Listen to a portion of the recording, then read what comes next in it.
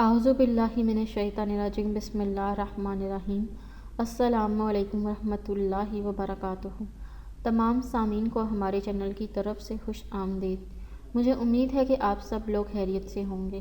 ناظرین، میں آج آپ لوگوں کی خدمت میں جو دعا لے کر حاضر ہوئی ہوں وہ غصہ آنے کے وقت کی دعا ہے۔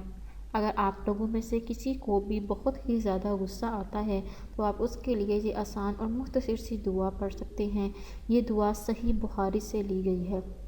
دوستو، اگر آپ لوگوں کو بہت ہی زیادہ غصہ آتا ہے اور اس لمحے اگر آپ لوگ کھڑے ہوں تو کوشش کریں کہ بیٹھ جائیں، اور اگر بیٹھے ہوں تو کوشش کریں کہ لیٹ جائیں۔ اس کے علاوہ آپ ایک گلاس ٹھنڈا پانی ضرور پی لیں اور غصے کے آنے کے وقت کی دعا پڑھ لیں۔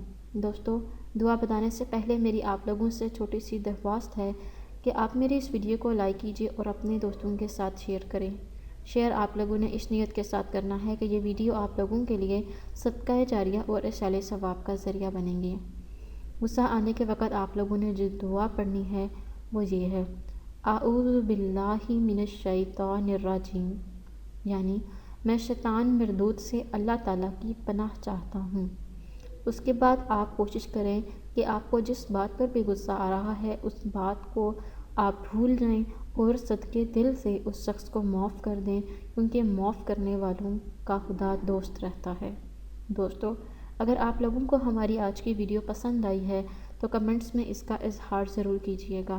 انشاءاللہ تعالیٰ آپ سے پھر ملاقات ہوگی بہت جلد ایک نئی دعا کے ساتھ۔